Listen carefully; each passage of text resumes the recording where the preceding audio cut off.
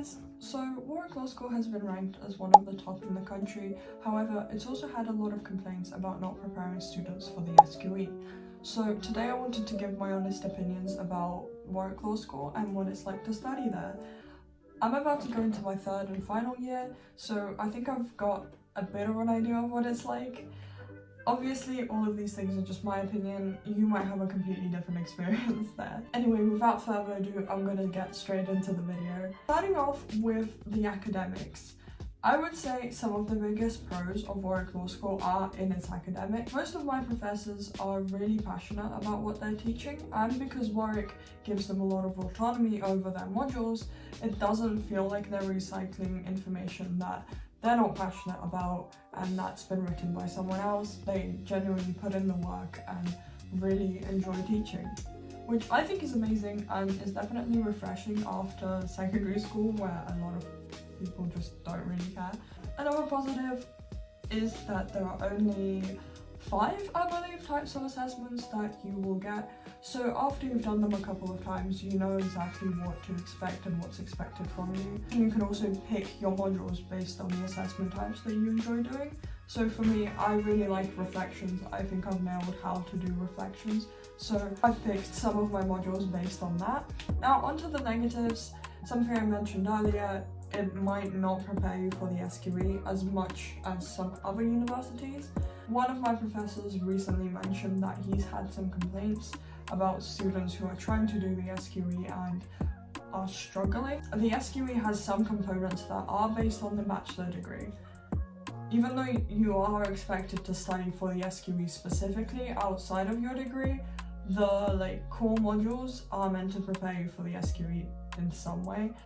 Warwick is focused more on critique of the law rather than a place like Durham, which focuses more on the details and I guess the technical side of things and prepares you for the SQE much better. Personally, I think this is somewhat of a pro for me. I don't know how well I would have coped with studying loads and loads of just straight law. I do like the academic discussion side that Warwick takes, and the fact that you get to explore subjects like sociology and philosophy within your degree while still doing a law degree and still learning the law as well. I believe this is the same for most unis, but in first year you don't really get to choose your modules at all. You have to do the 4 core modules the whole year round. Most of them I really enjoyed. They are core modules, so one was criminal law, one was tort, and one was law, state and individual, which was kind of more politics based. However, Warwick does have a focus on law in context, and one of our modules was law in context, and I really hated it.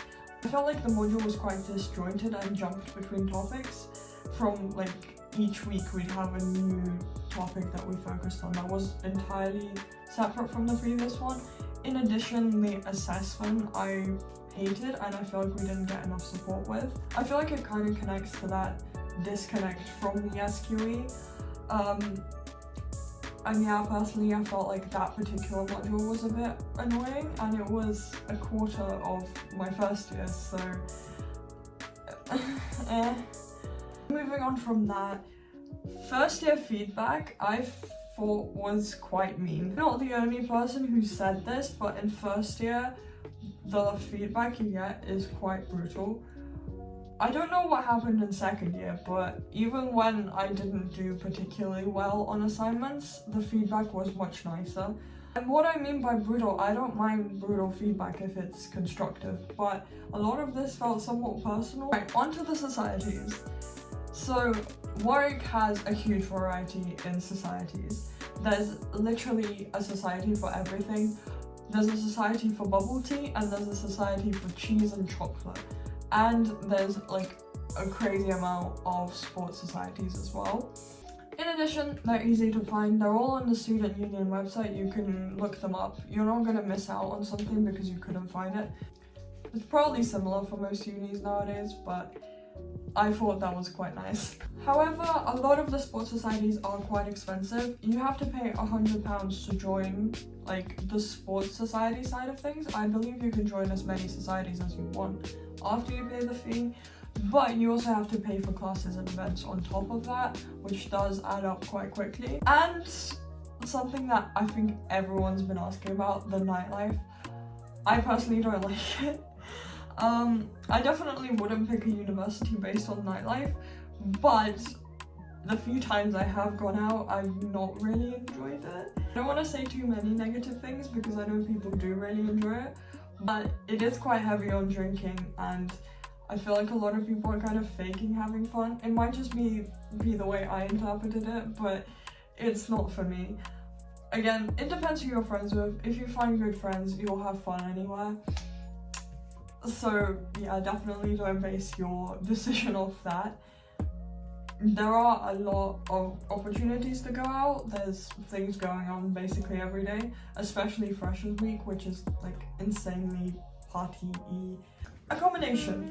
I really like on-campus accommodation. I stayed in New Sherborne my first year and it was warm, you had everything you need. Unfortunately, it was a bit of a walk to Central Campus, but it was fine by me. I really like walking. Campus accommodation, I can't say the same things about. I did live in a private house, so it wasn't the uni's fault, but it was really cold and moldy, and I lived in Leamington and I hated it. Coventry also has a really bad reputation, so it's not a great choice, but yeah. A lot of English houses that are rented out to students are older and are quite cold and moldy. So be aware of that when choosing accommodation. It might be better to go with a modern student accommodation, if you know what I mean. Right, final thoughts. Warwick has a lot of amazing teaching and some frustrating realities, but if you value academia, you probably will enjoy it. If you're big into technical legal things rather than legal critique, you might not like it.